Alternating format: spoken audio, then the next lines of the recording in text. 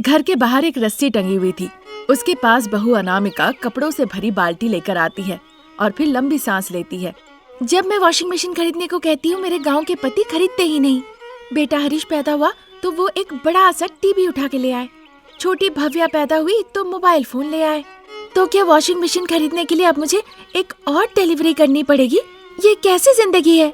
ऐसा सोच ही रही थी, तभी आसमान में जोर से बिजली कड़कती है। बादल गरजना सुन के अनामिका बहुत डर जाती है। फिर आसमान में देखती है, काले बादल, चमकीले बादल, किसी भी वक्त बहुत तेज बारिश होने की संभावना है। हे भगवान, ये क्या? अभी तो सब्जी लाई, तब तो सब कुछ ठीक था। अचानक से ये काले बादलों से घिर गया। यहाँ कपड़े डाल के कोई फायदा नहीं। वहाँ बेंच के पास रस्सी है, वहीं मैं कपड़े टांग देती हूँ। इस तरह सोच के बाल्टी लेकर वो दूसरे रस्सी के पास चली जाती है। तभी सासू माँ शारदा हाथ में टीवी का रिमोट लेकर बहू अनामिका के पास आती है। उधर रमेश, जो खेतों में काम कर रहा था, बादलों को देखकर पिताजी प्रसाद, जो उसी के साथ काम कर रहे थे, उन्हें कहता है, पिताजी एक बार आसमान देखिए तो। इस तरह कहने पे प्रसाद भी आसमान की तरफ देखते हैं। देख के लग रहा है बहुत तेज बारिश होगी। हाँ पिताजी, अगर बारिश का पानी हमारे जमीन पे ना रुके तो उसके लिए मुझे एक रास्ता काटना पड़ेगा। ठीक है बेटा, काम खत्म करके घास के तरफ आओ। मैं घास काटता हूँ। आज कैसे भी घास काट के घर के ऊपर रखना होगा, नहीं तो छोटे छोटे छेद से पानी अंदर आते हैं। अगर तेज तूफान आ गया ना तो सास बहू हमें घर में रहने नहीं देगी। वो भी सच है पिताजी, आप जाकर घास काटिए, मैं पीछे से आता हूँ।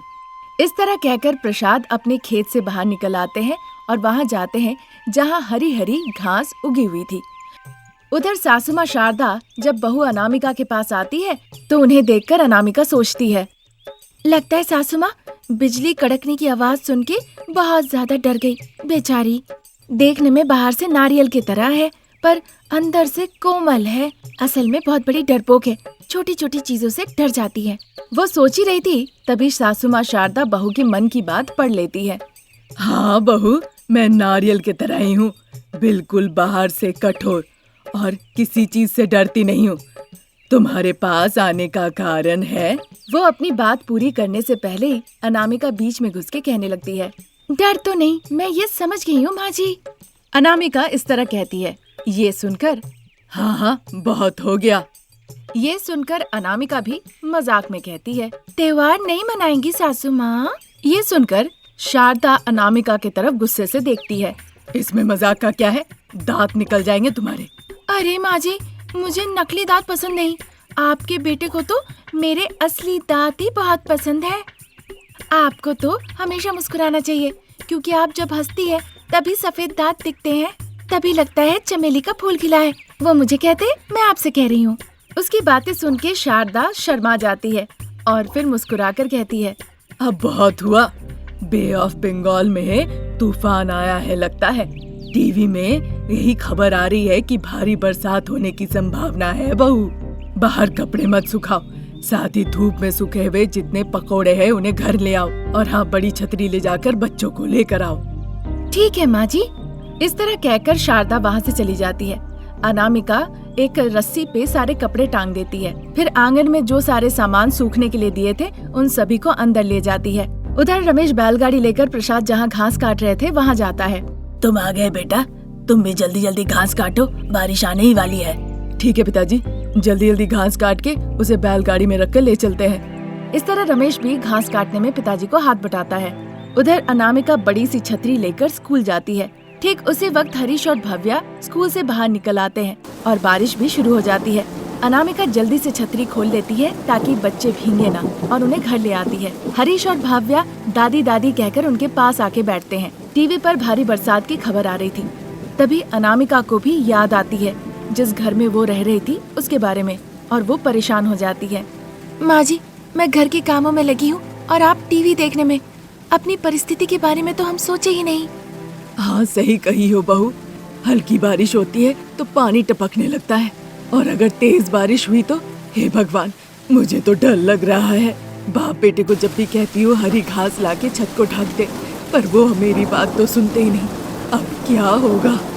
दोनों के बीच बातचीत चली रही थी, तभी बरसात शुरू हो जाती है। अनामिका फोन लाके शारदा को देती है।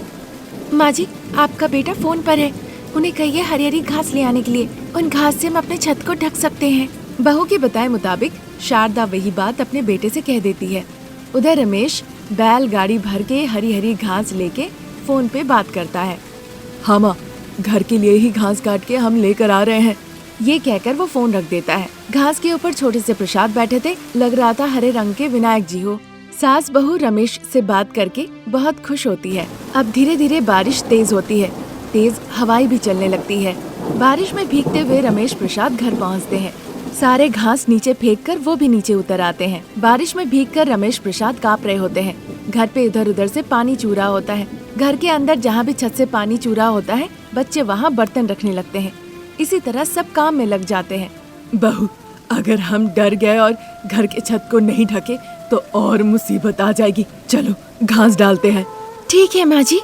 इस तरह सास बहू शारदा और अनामिका बारिश में भीगते हुए घर के बाहर निकल आती है। सीढ़ी के सहारे अनामिका छत पे चढ़ जाती है। शारदा घास देती है और अनामिका ढकने लगती है। जब अनामिका घास से घर के छत को ढक रही थी, तभी उसे एक सोने का सिक्का मिलता है। देखकर अनामिका तो आश्चर्य हो जाती है। माँ जी, यहाँ बहुत सोने के सिक्के हैं। सही में ये तो अद्भुत बात है। उन सभी को तुम नीचे गिरा दो। शारदा के कहने पे अनामिका सारे सिक्के नीचे गिराने लगती है। छत के ऊपर से सोने के सिक्के गिरते देख रमेश, प्रसाद, बच्चे सब आश्चर्य रह जाते हैं। सास बहू घर के छत को घास से ढक के फिर दोनों घर के अंदर चली आती हैं। जरूर ये काम मेरे दादाजी का किया हुआ है। एक जमाने में वो राजा के यहाँ मंत्री के रूप में काम करते थे। राजा के दिए हुए सोने के सिक्कों को वो चोरी के डर से यहाँ छुपा रखा होगा। अब ये हमारे हैं। हाँ पिताजी, अब हमारा घर कोई मामूली घर नहीं है, सोने का घास वाला घर है। फिर सभी लोग उस घर में रहने लगे क्योंकि पानी चूना बंद हो गया और खुशी से जीवन बिताने लगे। आज की कहानी यहीं तक। नई कहानी लेकर फिर हाजिर होंगे। नमस्कार। रिश्तेदार, आस पड़ोस सभी लोग देख रहे थे। पूरे गांव के सामने शारदा और प्रसाद अपना सीधा सादा बेटा रमेश की शादी अनामिका से करवा रहे थे। अनामिका के माता पिता कुंदन और सावित्री शादी के रस्म में रमेश के पैर धोते हैं। बेटा रमेश, अपनी पत्नी अनामिका को अरुंधति तारा दिखाओ। अरे पंडित जी, मुझे पता नहीं ये अरुंधति कौन है। मैंने उसे कभी नहीं देखा, उसे शादी में भी नहीं बुलाया। मैंने कोई पाप नहीं किया। रमेश बहुत घबराते हुए कहता है। शारदा, प्रसाद, कुंदन, सावित्री के साथ साथ अनामिका भी सुन के जोर जोर से हंसने लगती है। रमेश आश्चर्य होकर सभी का चेहरा देखने लगता है। अरे मेरे सीधे साधे दूल्हे, अरुंधति का मतलब कोई लड़की नहीं है, वो तो एक तारा है, वो भी आसमान में। चलो अनामिका का हाथ पकड़ के उस तारे की तरफ दिखाओ। अरुंधति का मतलब आसमान का एक तारा। पंडित जी, आप तो मुझे मार डालेंगे। इतना कहकर खूबसूरत मुस्कुराती हुई अनामिका का हाथ पकड़ के वो आसमान की तरफ दिखाता है, पर अनामिका रमेश का मजाक उड़ाने लगती है। अजी, लेकिन ये अरुंधति मुझे आसमान में तो नहीं दिख रही है। बेटा रमेश, पर दुल्हन को तो अरुंधति दिख नहीं रही है। ठीक से आसमान तो दिखाओ। असल बात तो ये है पंडित जी, मुझे तो खुद ही अरुंधति ठीक से दिख नहीं रही है। बेटा अनामिका, अब बहुत मजाक हो गया, चलो परिवार से विदा ले लो। इसके बाद सावित्री, अनामिका और कुंदन तीनों बहुत रोने लगते हैं। तब तक शारदा, प्रसाद और रमेश जाके कार में बैठते हैं। थोड़ी देर के बाद अनामिका गाड़ी में आके बैठती है। फिर गाड़ी वहाँ से रवाना हो जाती है।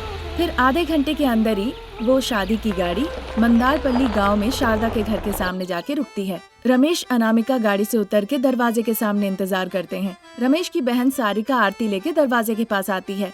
भैया, भाभी का नाम लेके पैसे दो और अंदर आ जाओ। ना अनामिका। रमेश शर्माते हुए अनामिका का नाम इस तरह से लेता है और फिर पैसे निकाल के दे देता है। भाभी, अब आपकी बारी, भैया का नाम लीजिए। रमेश, शरारत में वो कहती है। फिर मुस्कुराते हुए रमेश और अनामिका घर के अंदर आते हैं। उसी दिन से नई बहू अनामिका घर का सारा कामकाज, खाना पकाना सब कुछ शुरू कर देती है। उसके 2 दिन के बाद कुंदन और सावित्री अपनी बेटी अनामिका और दामाद रमेश को साथ घर ले जाने के लिए शारदा के घर आते हैं। माँ, आप कब आई? पिताजी, कैसे आप?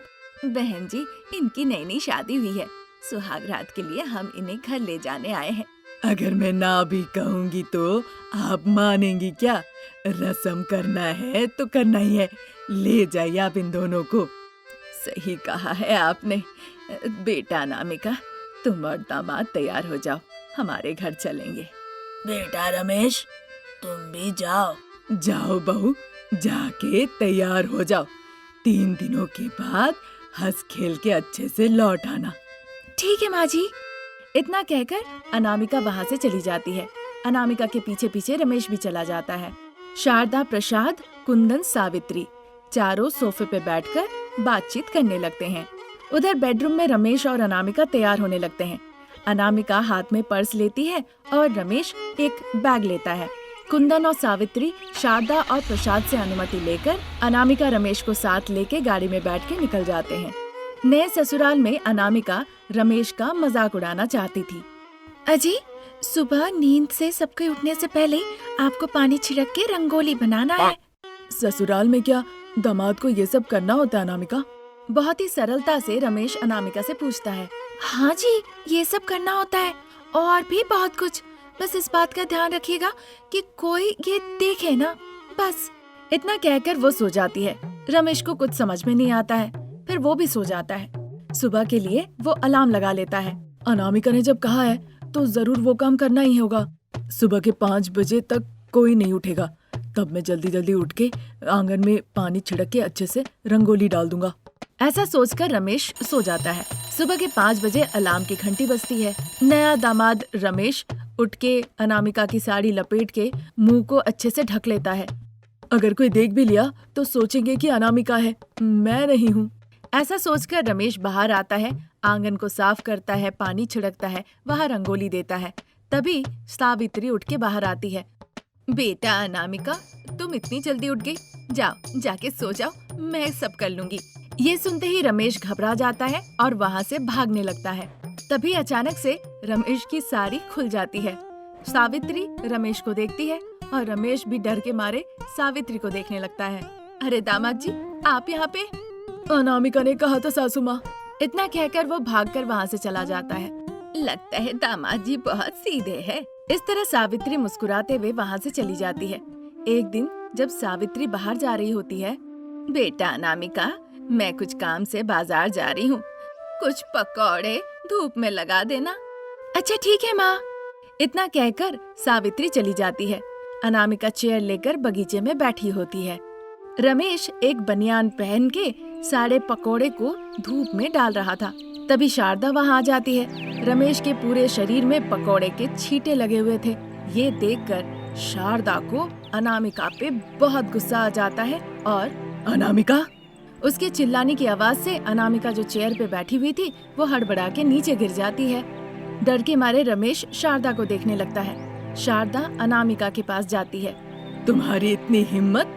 मेरा बेटा इस घर का दामाद है, कोई नौकर नहीं है। तुम लोग इस घर के दामाद से इतने कड़क धूप में पकौड़े डलवा रही हो? तुम्हारे माँ बाप कहाँ हैं? बुलाओ उन्हें यहाँ। इस तरह वो चिल्ला के कहती है। तब तक अनामिका उठ के शारदा से कहने लगती है, अरे माँ जी, मेरी बात तो सुनिए। आप जो देख रही है वो सही नहीं है। अभी तक मैं ही पकौड़े दे रही थी, अभी तुरंत वो आकर कहने लगे चलो मैं भी देता हूँ। अनामिका की बातें सुन के रमेश काम छोड़ के वहाँ पे आता है और वो अनामिका के पीछे जाके खड़ा हो जाता है। उन्होंने कहा था मैं ये करूँगा, दे दो मुझे, मैं दे देता हूँ। तुम जो कह रही हो वो सच है, ये मैं मान लूँ। हाँ माँ जी। अजी आप ही बोलिए ना, जो मैं कह रही हूँ वो सच है। हाँ माँ, अनामिका जो कह रही है वो सच है। यहाँ पे कोई भी नहीं चाहता है कि मैं कुछ भी काम करूँ, मैं तो बस अपनी मस्ती के लिए कर रहा हूँ। इसी दौरान सावित्री जो बाहर गई थी वो घर लौट आती है।